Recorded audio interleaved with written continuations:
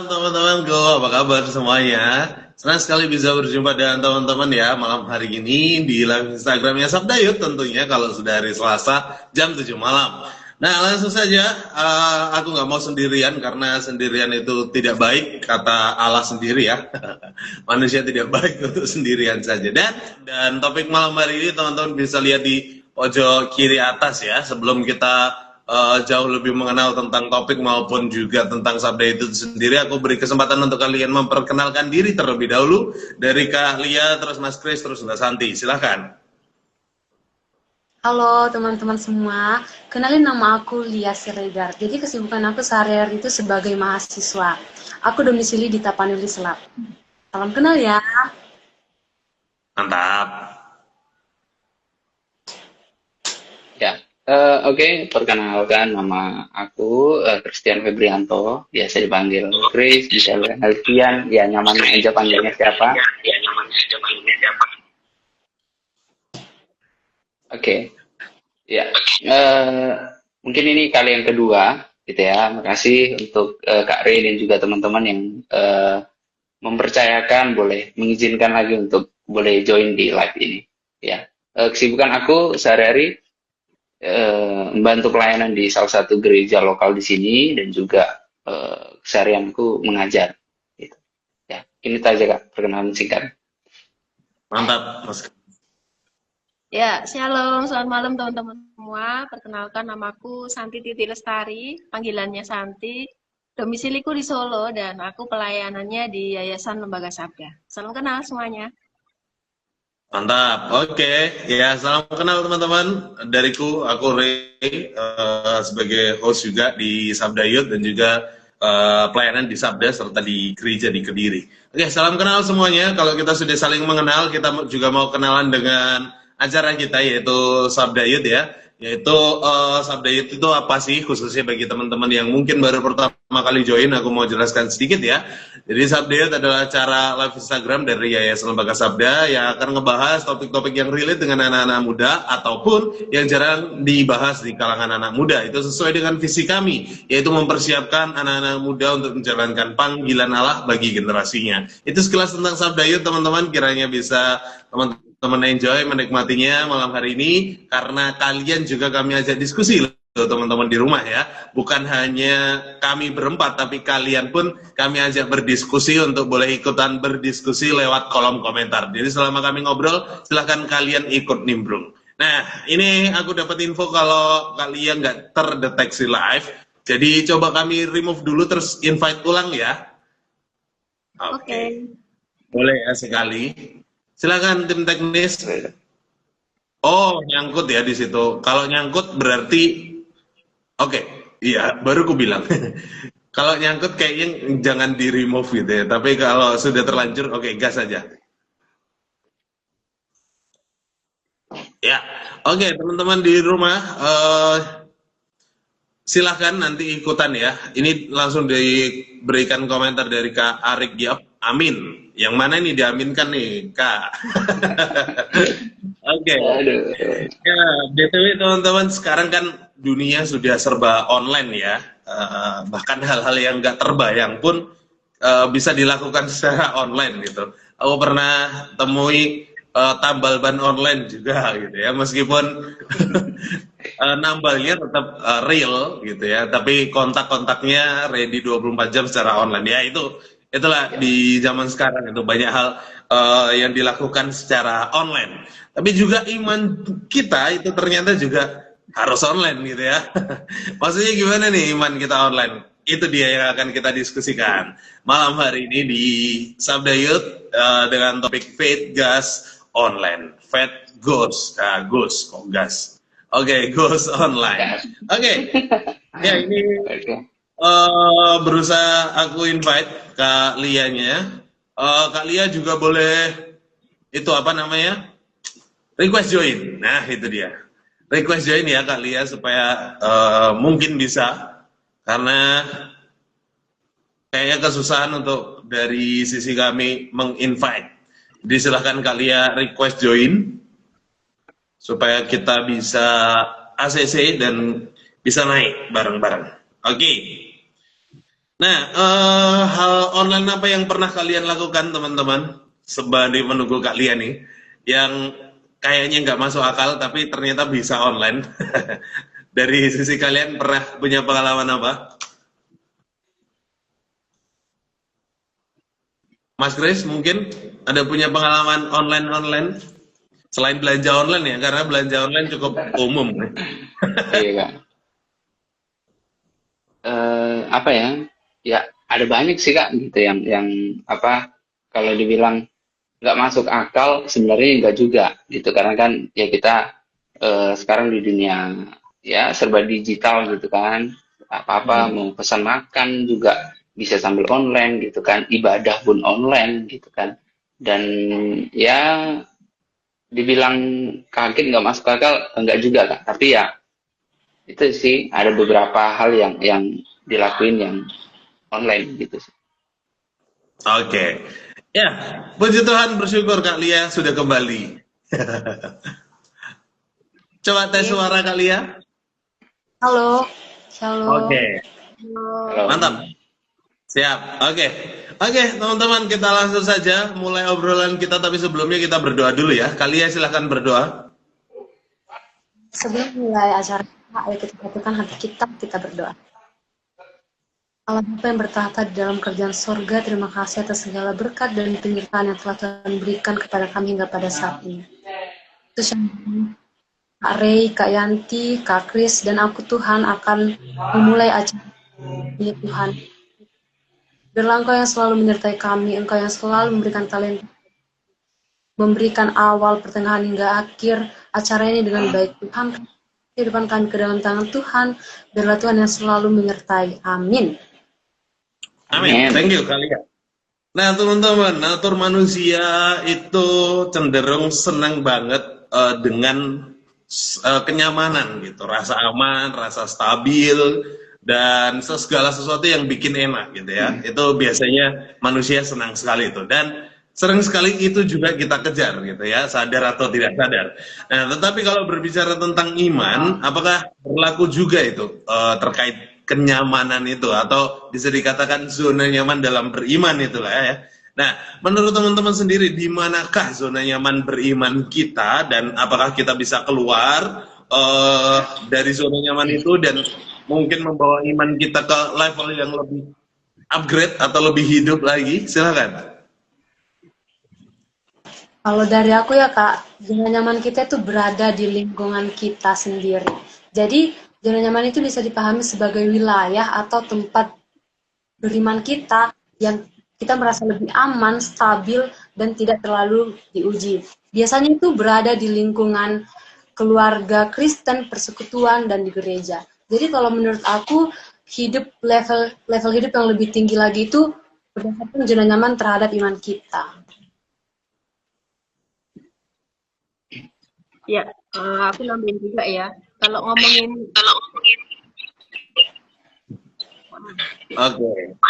ya, kalau ngomongin zona nyaman tuh ini ya terkait ini sama hal-hal yang rutinitas gitu sih menurut aku gitu. Karena biasanya kalau yang rutin-rutin gitu tuh pastilah stabil ya, stabil, enak, dijalanin juga nyaman gitu.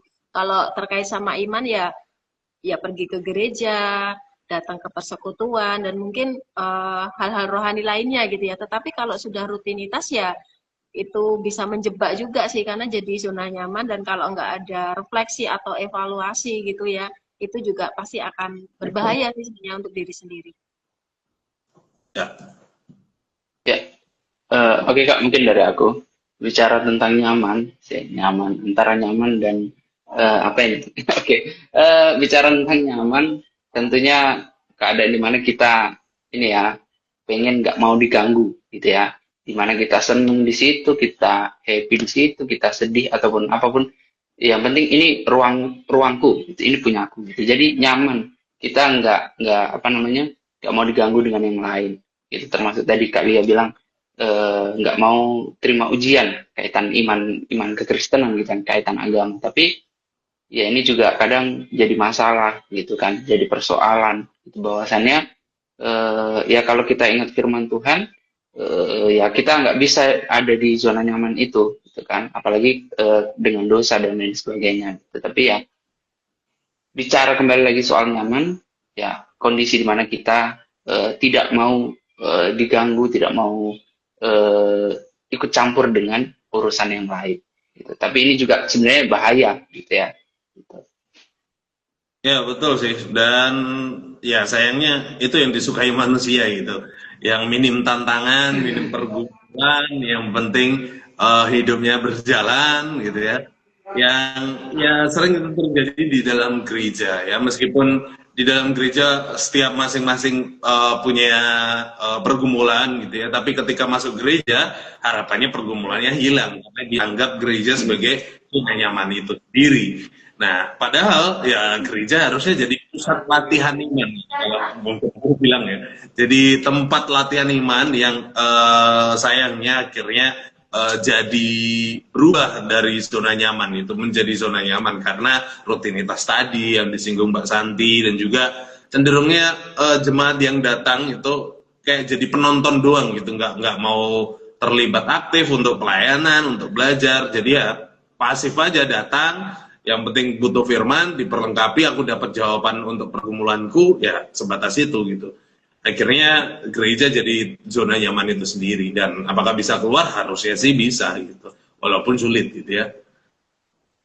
Iya Kak, ya mungkin tapi juga kaitan itu memang kadang kalau kita mau keluar gitu, kita mau keluar dari zona nyaman, kadang apalagi anak-anak muda gitu kan, males gitu ya, males terus juga kadang udahlah nggak mau, oh saya nyaman di sini, jadi ya sudah saya nikmati saja kenyamanan ini, kesenangan ini gitu. Itu yang juga benar tadi Kak Rey bilang, tantangan untuk gereja, tantangan untuk ya kita sebagai anak muda gitu kan. Iya, nambahin dikit kayak. Oh, tadi kalian angkat tangan, Mbak Santi juga angkat tangan. Siapa mau duluan? Ya, aku dulu. Oke, ya, nambahin dikit itu yang Kalian boleh pakai headset, sorry. Ya, kayaknya better pakai headset ya. Oke, sembari dipasang headsetnya boleh di mute juga dulu. Oke, lanjut Pak San. Oke, ya, nambahin tadi yang di-sharingkan sama Ray gitu ya terkait gereja gitu. Aku pikir salah satu zona nyamannya anak muda itu terkait relasi gitu ya. Kalau sudah di gereja terus ketemu teman-teman gitu ya, apalagi sudah terbiasa gitu. Itu rasanya Kak nyaman gitu, enak gitu. Bahkan akan sangat susah gitu untuk keluar dari lingkungan yang sudah sudah seiman gitu ya. Padahal kalau kita mau, kalau diambil positifnya kita bisa bertumbuh bareng gitu ya, tetapi bisa jadi zona nyamannya itu malah bikin kita itu nggak bertumbuh gitu ya, kurang tantangan, kurang bisa mengekspresikan iman gitu. Jadi karena yang ketemu juga teman-teman seiman gitu ya, ya itu sih, itu bisa jadi satu satu zona nyaman yang kita gitu. Ya, Kalau tadi dari aku ya, aku setuju dengan pendapat Kak Kris dan Kak Ray. Tadi yang katakan banyak tantangan untuk keluar dari zona nyaman ini. Kak Kris juga bilang, apalagi anak muda sulit untuk keluar dari zona nyaman gitu ya. Jadi kalau anak muda nggak keluar dari zona nyaman ini ya, nggak ada relasi juga, itu akan sulit untuk menghidupkan level hidup yang lebih tinggi lagi gitu Bang. Nah, jadi kita di situ butuh relasi untuk berinteraksi terhadap sesama, untuk bisa keluar dari zona nyaman ini gitu kan. Terus kita juga harus sosialisasi kepada teman-teman yang berada di lingkungan kita untuk kita bisa keluar dari zona nyaman ini, meskipun banyak tantangannya gitu. ya, dan karena bagian dari relasi itu ya, pada akhirnya itu juga yang membuat terciptanya sebuah zona nyaman, karena mulai kehilangan ketergantungan pada Tuhan, tapi ketergantungan kepada sesama. Ya itu bagian dari resiko gitu. Karena dianggap ketika semua aman, oh yang penting ada temanku gereja, temanku ibadah, amanlah sudah gitu ya. Rasa ketergantungan kepada sesama itu yang juga salah satunya menyebabkan kita terjebak dalam zona nyaman, dan akibatnya yaitu hilang ketergantungan kepada Tuhan itu sih mungkin ya. Ya, Gimana menurut kalian? Silakan. iya, setuju sih dengan yang dikatakan Ray gitu ya. Jadi kurang bergantung sama Tuhan gitu. Apalagi kalau sudah nyaman, terus juga kan gini, orang tuh kalau udah nyaman gitu kan Kak ngerasa nggak ada kesulitan gitu loh. Padahal kalau ada kesulitan, ada tantangan, itu tuh sebenarnya kita itu justru diajak untuk kita itu bertumbuh gitu. Karena kan Ya. orang itu naturalnya gini ya, kalau kalau menemui kesulitan, berarti kan gimana caranya supaya bisa dapat solusi atau bisa keluar dari kesulitan itu gitu kan. Jadi kalau misal kita ada satu kesulitan atau kita introspeksi diri gitu, kenapa ya kok aku tuh ngerasa gini-gini terus gitu jadi anak Tuhan, kok aku nggak merasa aku tuh bisa bisa apa level up atau aku bisa naik gitu ya. Kenapa? Kalau ada satu introspeksi seperti itu tuh bisa jadi oh aku ternyata ada kesulitan ini. Jadi ada hasrat untuk mau bertumbuh gitu. Jadi kayaknya perlu ada kesulitan gitu ya untuk kita itu bisa ngerti gitu. Iya Kak, bener banget setuju. Jadi ibaratnya pengalaman iman kita gitu, yang anak-anak muda jadi kurang gitu ya. Itu sih kesimpulan.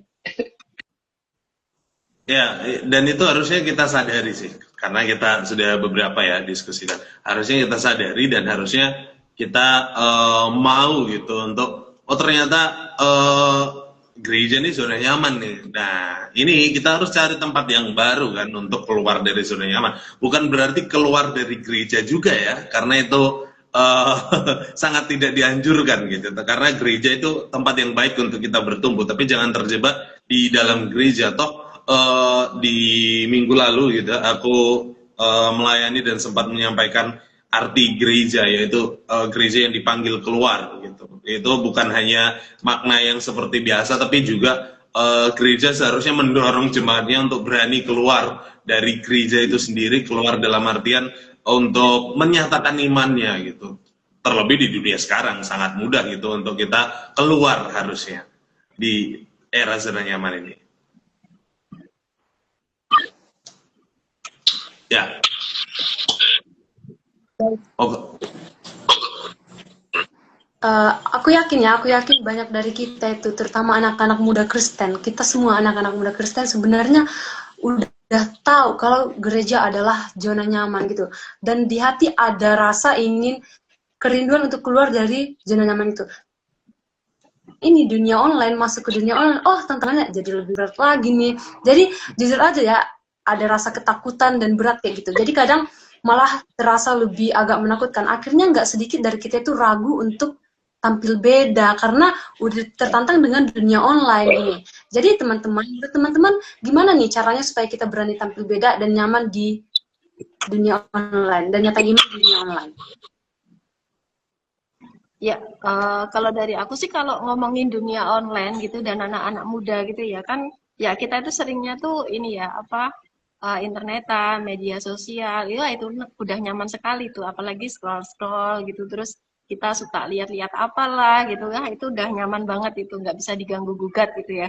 Jadi ya cuman kalau kalau tadi Kak Lia tanya gitu, gimana cara supaya kita itu berani tampil beda gitu. Nah, cuman kan ya kenapa kok kita harus tampil beda gitu, apa yang jadi alasan gitu kan ya, jadi harus nemuin itu dulu gitu. Jadi kalau aku sih mikirnya kalau anak-anak muda ya berarti kalau kita itu misal nih terpapar konten-konten atau tren-tren yang nggak benar gitu ya, nah itu gimana respon kita apakah mau ikut itu tren-tren seperti itu atau kita tampil bedanya itu kita putar balik arah gitu ya, kita harus harus melawan itu gitu dengan sesuatu yang baik yang berguna gitu.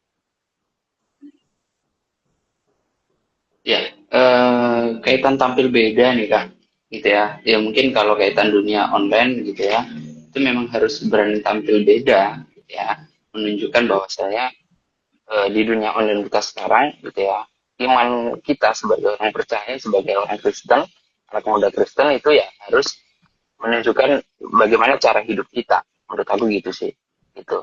Kalau ya teringat dalam perjanjian lama juga kita lihat kalau bangsa Israel harus dipisahkan gitu ya dari dari tanah perbudakan, dibebaskan untuk menunjukkan bahwasannya ini loh umat yang akan aku pilih gitu. Tapi mereka di zona nyamannya, bahwasannya mereka bilang ke Musa, kenapa kita harus melihat di padang gurun? Kita sudah nyaman di Mesir ini, udah nyaman dapat makanan, tapi kenapa harus berjuang di padang gurun itu? Jadi kaitan tampil beda, ya sebagai anak muda kita harus punya panggilan yang benar-benar mengerti panggilan bahwasannya saya ini berbeda, saya ini orang yang dipilih Tuhan untuk diselamatkan dan harus memberikan teladan itu kepada orang lain.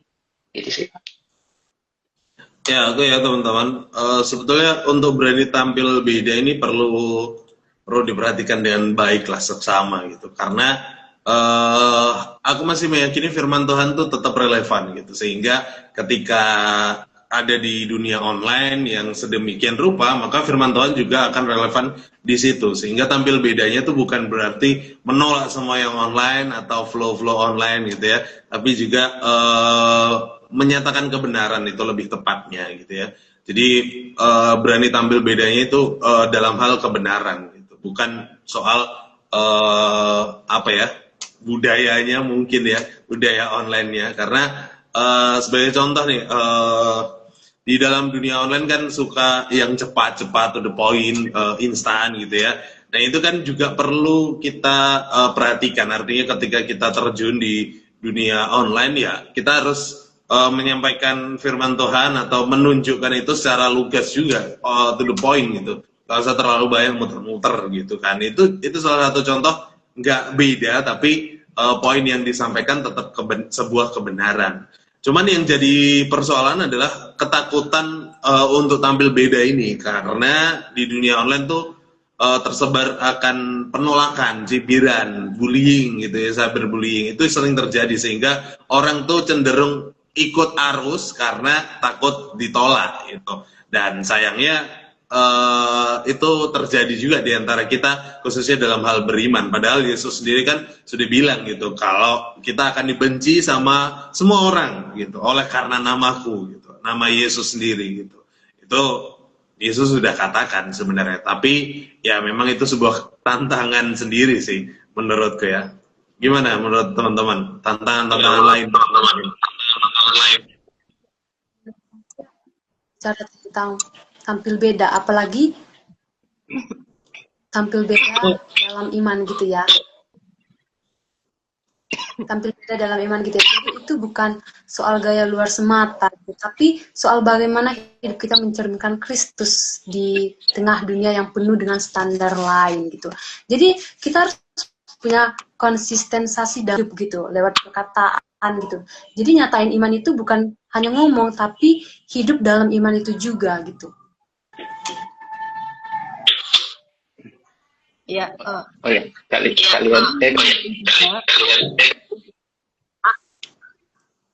ya aku nambahin juga ya tadi tentang sharingnya Re yang tentang ketakutan gitu ya menyatakan iman itu, ya aku pikir memang salah satu godaannya itu ya itu anak-anak Tuhan tuh jadi susah gitu ya untuk apa? Untuk bisa mengekspresikan gitu iman kepercayaannya gitu. Sebenarnya kita itu mestinya harus jadi ini ya, orang yang otentik gitu ya. Kalau memang kita memang sudah merasakan bagaimana anugerah Tuhan yang sudah menyelamatkan hidup kita, itu kan anugerah yang luar biasa gitu. Jadi ya itu kayak sudah senatural mungkin gitu ya kita ekspresikan gitu. Jadi jangan takut gitu ya. Terus juga apa namanya, kalaupun kita mau tampil beda, ya itu tadi ya, bedanya itu beda karena kita menyatakan iman gitu. Dan itu bedanya bukan karena kita cari validasi atau kita supaya diakui sana sini, enggak, tapi karena memang kita mengekspresikan kebenaran gitu.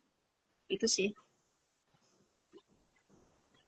Iya Kak, ya memang benar sih, maksudnya ya aku setuju juga dengan kakak sekalian gitu kan, kaitan kita harus menyatakan iman kita sebagai orang percaya dan tidak memisahkan wah ini apa namanya ibarat kayak pertemanan gitu kan, pertemanan di Instagram ataupun media sosial yang lainnya gitu, wah ini bukan satu iman, aku tolak, tidak gitu ya, menurut saya sih nggak gitu ya, tapi benar kata Kak Santi, Kak Lia juga Kak Re bilang kalau sebenarnya kita harus berani menyatakan kebenaran. Tapi Kak Re tadi juga bilang bahwasanya dalam menyatakan itu dalam dunia online sekarang gitu ya, itu kan gampang sekali untuk akhirnya membuat berita-berita hoax gitu ya Kak.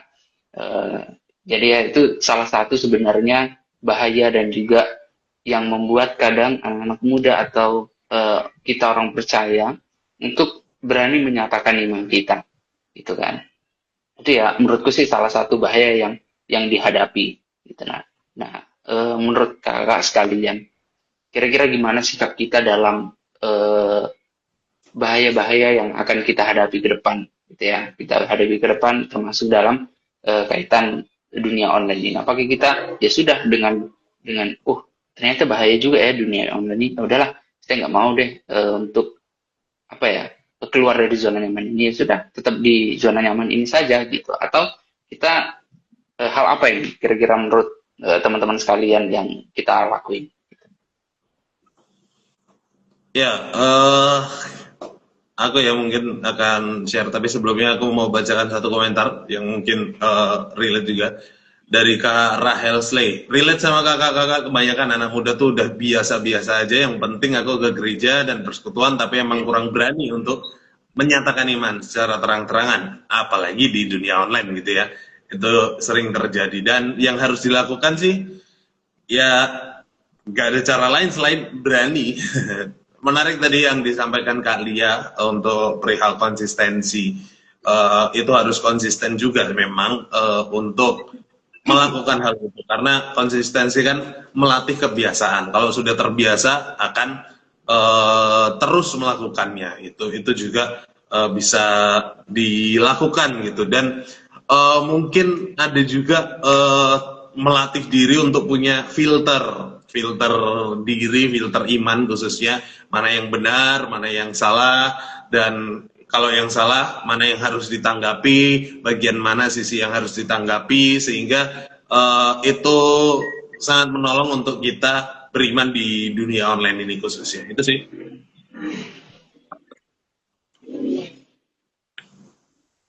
Gimana? Oh, Mbak Santi, silakan. Aku ini ya jadi teringat gitu, bahkan kita tuh kadang mikirnya, wah kita harus ngelakuin apa ya gitu supaya bisa menyatakan iman, atau jadi kayak udah yang besar-besar gitu yang dipikirkan. Tapi sebenarnya kita itu bisa mulai dari hal-hal yang sederhana gitu ya. Kita kak punya responsibel gitu untuk diri kita sendiri sebagai anak Tuhan gitu. Jadi nggak misal kita apa namanya pakai gadget gitu ya. Sebenarnya yang kita konsumsi itu apa sih gitu? Konten-konten apa? Atau kalau kita waktu mau ngeklik atau mau ambil keputusan baca sesuatu atau lihat sesuatu, itu sebenarnya kita ngeklik aja itu sudah satu keputusan yang penting juga gitu untuk hidup kita. Kalau memang kita ngekliknya sesuatu yang memang itu tuh berlawanan dengan iman kita misalnya, ya itu pasti inputnya juga akan nggak baik ke diri kita gitu ya. Tapi kalau sesuatu yang baik ya pasti itu juga akan berguna gitu. Jadi aku pikir dari hal-hal yang simpel itu bisa jadi kebiasaan kita sebenarnya ya untuk bisa ambil apa namanya bisa memutuskan hal-hal yang benar, hal-hal yang enggak, mana yang perlu kita konsumsi, mana yang enggak, itu pun sebenarnya juga penting gitu bagi anak-anak Tuhan. Ya kelihatan sepele tapi sebenarnya itu juga berpengaruh.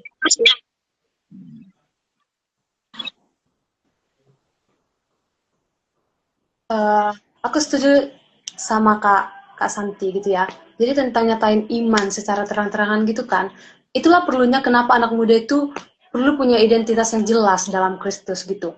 Jadi dunia itu sering menekan kita untuk ikuti arus kayak tren, gaya hidup, dan opini-opini orang lain yang gak perlu dikonsumsi semuanya gitu kan. Nah jadi untuk menyatakan iman gitu ya, itu wujud dari perbedaan. Kalau digabung itu bisa caranya melalui lewat perkataan kita gitu. Jadi nggak semuanya opini, kita dapat menggiring opini-opini orang lain, bahkan kita dapat mengkonsumsi apa yang dikatakan orang lain gitu. Nah, tapi itu tadi kembali aku bacain komentar dari Kak Rahel Slay. Memang dia terakhir dia bilang di dunia online pun tidak mau sampai ketahuan temannya ketika menyatakan iman gitu ya. Memang ada, yaitu salah satu resiko gitu memang ya, kalau kita mau menyatakan diri kita, siapa kita ke dunia luar gitu ya, pasti ada resikonya lah, ada bahayanya ya. Kembali lagi bagaimana kita bersikap, bagaimana tadi Kak Lia bilang, bagaimana ciri hidup kita gitu, kehidupan kita gitu kan. Kadang kalau kita mau menyatakan, maksudnya mencoba untuk keluar gitu ya, kadang karena kehidupan kita ini yang nggak benar gitu ya, jadi kita ngelakuin benar pun dijudge orang itu juga nggak akan baik gitu gitu ya. Itu sih menurut aku gitu ya, perlu juga perbaiki diri sendiri bagaimana agar hidup kita ini juga jadi berkat bagi orang lain, itu nggak hanya di dunia online tapi dalam kehidupan nyata.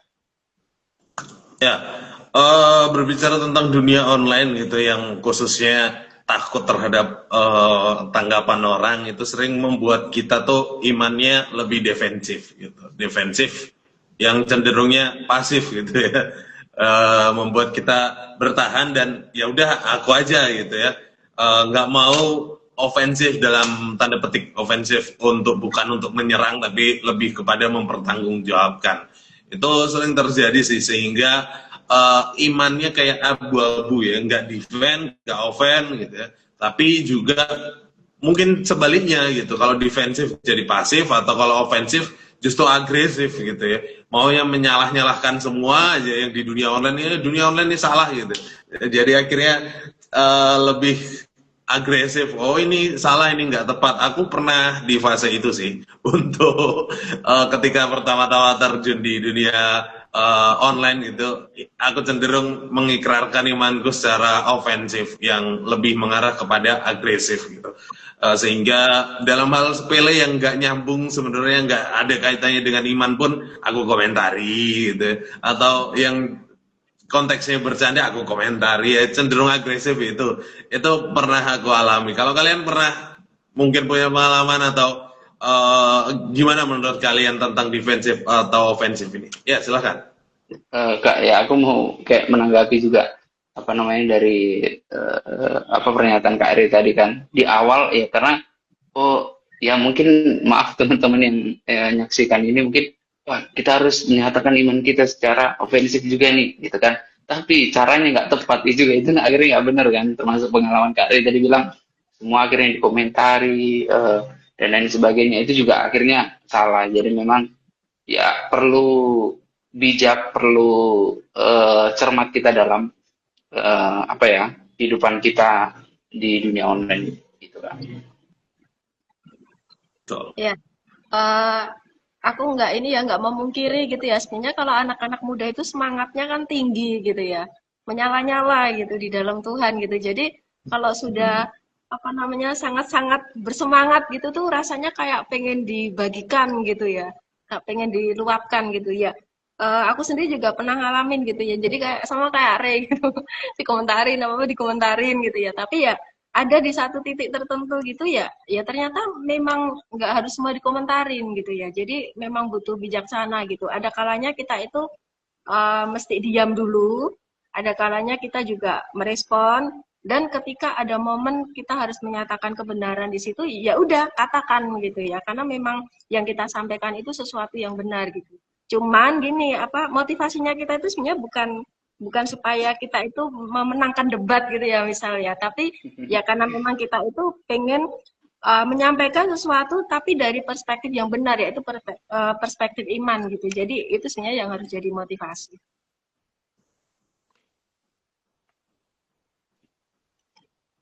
Ya, kalau dari aku ya, itu semuanya namanya kompromi. Apa-apa dikomentarin gitu ya, apa-apa dikomentarin. Jadi untuk menjaga godaan dari kompromi gitu, kita tuh perlu menjaga kekudusan diri gitu.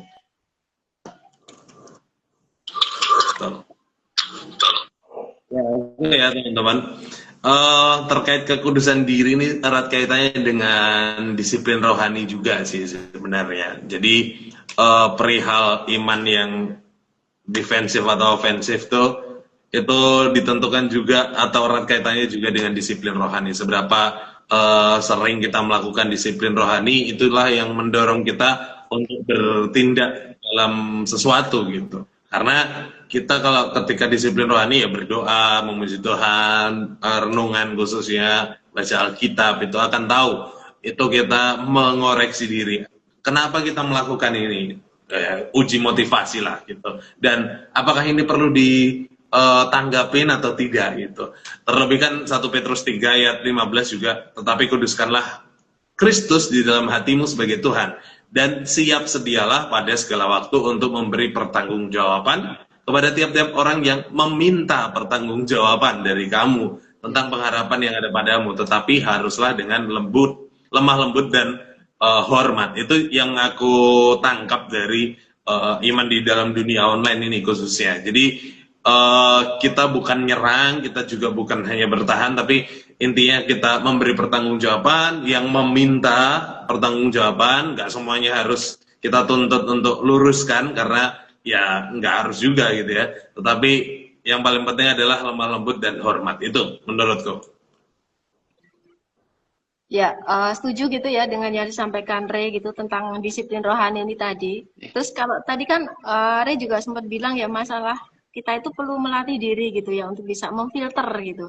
Ya, aku pikir disiplin rohani ini juga apa namanya bisa menjadi satu bagian yang kuat gitu ya untuk kita itu bisa memfilter gitu. Karena kalau kita sudah lakukan disiplin rohani, berarti kan firman Tuhan itu ada gitu ya di dalam diri kita, dan itu yang akan menuntun kita gitu untuk kita bisa ambil keputusan, untuk kita bisa merespon, untuk kita bisa bersikap juga gitu ya. Jadi entah kita itu ada di dunia nyata maupun di dunia online, itu sebenarnya sama gitu ya. Itu bisa menjadi landasan kita gitu. Ya, aku menemukan satu ayat gitu ya yang aku pikir ini sangat menolong gitu. Itu ada di 1 Korintus 10 ayat 31. Jadi, entah kamu makan atau minum atau apa saja yang kamu lakukan, lakukanlah semuanya itu untuk kemuliaan Allah gitu ya. Jadi aku pikir ini pun juga berlaku gitu ya ketika kita itu hidup di dunia online gitu ya. Kita mau apa namanya mengomentari, kita mau sharing, kita mau lakukan apapun ya sebenarnya tujuan kita itu ya untuk memuliakan Tuhan gitu. Itu sih tambahan dariku. Betul. Ada yang mau berpendapat lagi? Ya mungkin teman-teman yang nonton juga boleh join, boleh menyampaikan pendapatnya di kolom komentar juga. Iya. Ya, aku ya. Makanya ini sangat penting sikap hati kita dulu sih. Sebelum actionnya gitu. Maksudnya kita tuh harus benar-benar perlu meredam diri, menghilangkan ego kita dengan fokus kepada Tuhan, bukan kehendak kita, karena jatuhnya tadi kita maunya action aja karena mungkin kita baru keluar dari zona nyaman sehingga semangatnya membara gitu kan, itu juga sering terjadi sehingga kebawa emosi juga gitu, jadi ego di dalam diri bangkit ketimbang kebenarannya, lebih banyak egonya, dan itu sangat rawan gitu. Oleh sebab itu ya perlu keseimbangan dan koreksi diri sih, itu juga sangat penting untuk beriman di dalam dunia online ini. Ya, oke Kak.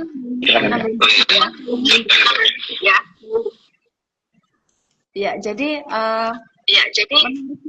menariknya tuh gini, kadang tuh kalau kita sharing apapun gitu ya di dunia online ataupun kita merespon gitu tuh, kalau kita cuma tahu sesuatu itu di pikiran kita aja gitu tuh rasanya kok kayak kurang mengena gitu ya. Tetapi kalau kita itu benar-benar mengalami itu bersama Tuhan, terus kita sendiri juga pernah ngerasain gimana jatuh bangunnya beriman kepada Tuhan, kan kita juga nggak selalu mulus kan ya, pasti juga ada apa mundur-mundurnya, terus kita sampai nangis-nangis, mungkin kita ngerasain Tuhan kenapa kok jadi gini gitu misal, terus akhirnya Tuhan juga apa namanya bangkitkan iman kita, dan itu yang akhirnya kita bagikan ke orang lain atau bagaimana kita merespon itu tuh sebenarnya jadi kerasa gitu ya. Karena aku pikir tuh ini sesuatu yang datangnya dari hati itu pasti juga akan menyentuh hati orang lain gitu. Jadi nggak cuma sebatas teori aja. Makanya lagi-lagi balik ya ke disiplin rohani itu, karena itu pun juga jadi pengalaman kita bersama Tuhan, dan aku pikir itu sangat penting gitu untuk kita.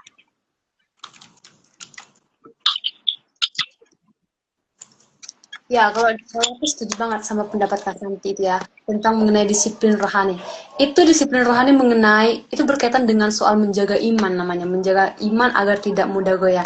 Jadi kita itu perlu pegang teguh prinsip hidup kita terhadap firman Tuhan, godaan-godaan gitu kan. Jadi kita harus berhati-hati dengan arus negatif seperti hoax gitu, hedonisme dan lain-lain. Jadi disinilah kita perlu untuk memasang filter rohani gitu. Jadi nggak semua tren harus diikuti, tidak semuanya diterima mentah-mentah gitu. Aku ada dapat satu ayat itu diambil dari Efesus 6 ayat 16. Firman Tuhan bilang gini, ambillah perisai iman supaya kamu dapat memadamkan semua panah api dari si jahat. Itu.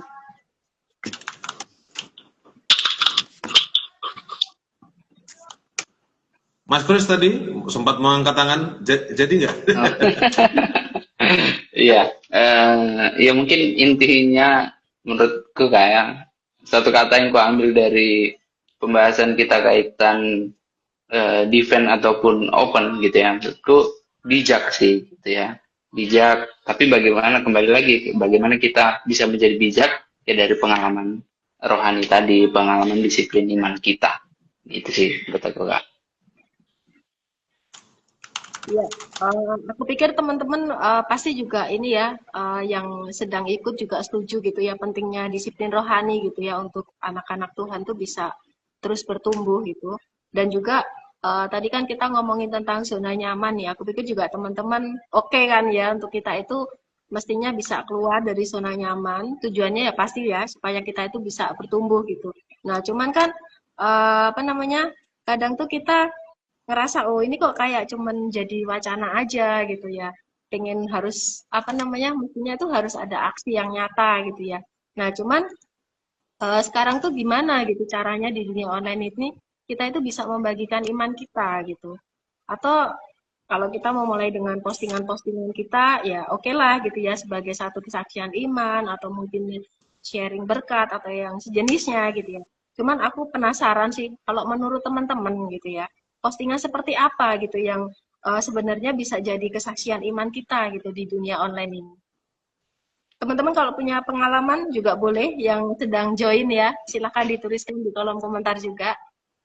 Kak Yohanes silakan ditulis apa yang menjadi persetujuannya. Kalau ada pengalaman silakan dituliskan Kak Yohanes. Ya, kalau menurutku Kak ya, tadi mungkin sebelumnya juga Kak Santi singgung dan juga teman-teman yang lain bilang dari pengalaman pribadi gitu ya, ketika kalian kan anak-anak ini ya bukan anak-anak ya, maksudnya teman-teman muda gitu ya, itu termasuk saya pengalaman pribadi.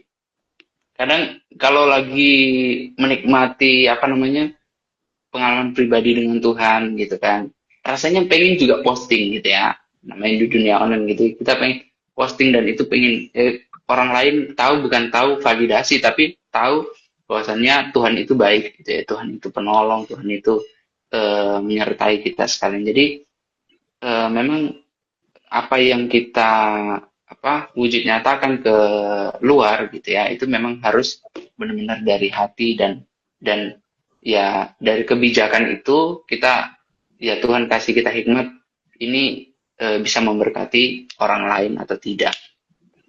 Itu sih menurut aku. Ya, aku ya teman-teman, kalau bicara soal ide atau postingan seperti apa yang menjadi kesaksian iman, namanya aja sudah kesaksian ya. Artinya kan harusnya berangkat dari pengalaman personal gitu. Jadi bagikanlah apa yang benar-benar kita alami gitu, dibanding mencari-cari atau membagikan pengalaman orang lain. Ya it's fine sih pengalaman orang lain, dan era sekarang di dunia digital pun pengalaman orang lain, reposan video dari pengalaman orang lain pun juga tetap memberkati. Ya it's fine, tapi better kalau kita juga bisa saksikan itu pengalaman-pengalaman kita. Nah, aku khawatir kita nggak punya pengalaman nih dengan Tuhan, sehingga kita nggak membagikan apa-apa gitu ya. Nah, itu yang jadi perhatian khusus juga kan, artinya ya ya alami Tuhan gitu, supaya kita bisa berbagi kesaksian juga. Itu sih.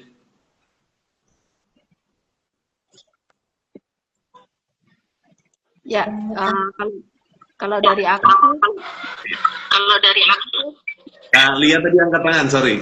Kalian dulu, silakan. Baik, Kak Lia terima dulu. kasih Kak. Kalau dari maaf ya, kalau dari aku ya Kak, kalau dari aku itu tentang mengenai postingan kesaksian ayat lalu selesai. Aku Oke, buffering. Ya, sedikit gangguan juga sinyalnya nih, jaringannya. Iya Kak, Sepertinya. kayaknya ya Kak, apalagi ya akhir-akhir ini cuaca agak ini kan, ya sulit, ya kadang hujan, kadang ini mungkin kaitan sinyal. Ya mungkin dari aku Kak ya mungkin kita bisa lanjut. Jadi apa ya, kalau kaitan tadi setuju banget Kari bilang bahwasannya harus punya pengalaman iman. Apa yang mau kita bagikan kalau kita nggak punya pengalaman iman kan gitu. Kalau kita ya tadi untuk Kari bilang postingan orang lain gitu ya, di repost nggak apa-apa. Ya kalau sekiranya itu memberkati ya nggak apa-apa kan gitu. Kita dikuatkan, kita diteguhkan kan biasa kadang di WA group ataupun di Instagram kita lihat reels gitu kan, itu kadang ya dan ya saya sering juga berbagi ke teman-teman juga, mungkin ada yang nonton di sini, itu juga kadang hal-hal yang memberkati saya itu kadang saya bagikan itu, bahkan eh, nggak jarang juga di story IG dan lain sebagainya, dan menurut saya itu juga bisa memberkati, itu tidak hanya kepada seiman tetapi juga yang apa namanya yang tidak seiman juga. Saya mau bagikan bahwasannya dengan kondisi saya sekarang sebagai pengajar di salah satu sekolah di sini, ya memang harus bisa bersikap gitu ya, bersikap di tengah-tengah orang-orang yang tidak seiman gitu ya, pengalaman hidup dan juga ini boleh memberkati, dan saya nggak berhenti untuk apa ya, menyampaikan apa pengalaman iman itu ke teman-teman juga yang seiman dan yang belum seiman gitu. Dan mereka diberkati sih gitu dari respon mereka, dari sikap mereka gitu, ya. Ini itu dari saya. Ya, aku setuju juga dengan teman-teman gitu ya. Jadi memang pengalaman pribadi bersama Tuhan itu sangat penting gitu ya. Dan ya aku pikir nggak ada salahnya juga gitu ketika kita itu men-sharingkan kesulitan kita gitu.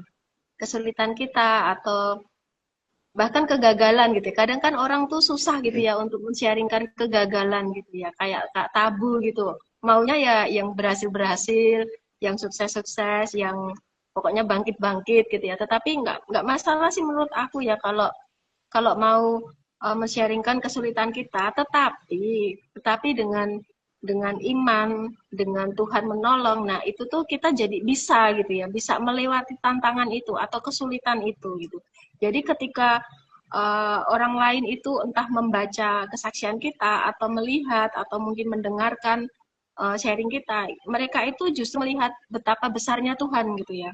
Betapa Tuhan itu sungguh-sungguh yang memang bisa menolong kita gitu, yang bisa membuat kita itu melompat gitu ya, melompati kesulitan kita, menghadapi kesulitan, tantangan gitu. Jadi ya di sini kesaksian iman itu bukan semata-mata kita bersaksi gitu ya, sebenarnya supaya orang lain itu bisa melihat betapa hebatnya Tuhan. Amin. Ya, ini ada sebuah pengalaman dari rekan kita, Kak Yohanes ya. Ini sih Kak pengalaman, tapi takut sekali dianggap mencari validasi dalam pelayanan. Apalagi kami mahasiswa, di saat posting pelayanan sering orang menganggap seperti itu. Dan ya ini bagian dari tantangan yang kita sempat diskusikan tadi, yang harusnya kita bisa kuasai. Dan aku masih percaya kekuatan dari Roh Kudus atau Spirit dari Roh Kudus itu sendiri. Ketika kita mau membagikan sesuatu dan kita sangat percaya itu karena Roh Kudus yang mendorong kita untuk bersaksi, maka orang yang membaca, menerimanya pasti punya spirit yang sama gitu. Jadi sehingga respon orang terhadap postingan kita itu akan terima kasih, terberkati gitu-gitu ya, dibanding orang yang membulinya. Mungkin tetap ada dan pasti ada juga orang-orang seperti itu. Tapi kalau kita hanya gini deh, aku pakai logika sederhana ya. Kalau yang menganggap kita mencari validasi itu cuma satu orang dibanding orang-orang lain yang terberkati dengan postingan kita, kenapa kita pusing gitu ya? Nah, kan jauh lebih baik kita dalam tanda petik mementingkan orang-orang yang sepakat dengan kita. Bukan berarti kita anti kritik gitu ya, enggak ya. Tapi kalau cuma satu mah berarti dia yang bermasalah kayaknya, yang selalu komentar jelek gitu. Ya mungkin itu menurutku jadi koreksian buat kita kan. Mungkin entah ya mungkin dalam postingan kita kan kadang ya kita saking gregetnya mau membagikan itu kadang tanpa sadar sebenarnya itu kurang tepat di bagian postingan kita yang di part itu kayaknya ini nggak usah terlalu diinikan gitu. Tapi ya kalau namanya dibagikan ya nggak masalah sih menurutku gitu, supaya kan ya mungkin itu jadi cara apa ya, menurutku sih cara iblis juga untuk supaya kita down, nggak membagikan kesaksian kita, pengalaman pribadi kita dengan Tuhan. Betul. Ini Kak Lia jaringannya memburuk, tadi sempat masuk terus keluar lagi ya. Bagian Sumatera kayaknya hujan, jadi cukup mengganggu jaringan juga. Ya, sepanjang Sumatera itu. Ya, balik lagi ya terkait hal itu ya, kita bisa mulai dari hal-hal sederhana lah intinya menurut kita teman-teman, jangan takut untuk memulai gitu ya. Jadi ya gas aja lah gitu, dan tanpa memusingkan. Kalau memang takut terhadap hal-hal seperti itu, manfaatkan fitur batasi komentar teman-teman atau filter komentar, itu juga bisa dimanfaatkan dengan baik, karena aku juga memakai hal itu. Dan juga aku batasi orang-orang yang nggak follow nggak bisa berkomentar, karena ya kalau mau komentar jelek minimal follow dulu lah gitu ya, atau bagiku minimal kenal dulu lah baru berkomentar. Termasuk jangan lupa follow Sabda ini kan. Nah itu juga. Oke, Kak Lia sudah hadir kembali, puji Tuhan. Silakan bagikan pengalaman kalian sebelum kita mengakhiri diskusi, karena jam kita juga terus berjalan nih. Siapa tahu ada pengalaman bagaimana membagikan postingan-postingan kesaksian iman ya di media sosial. Silakan.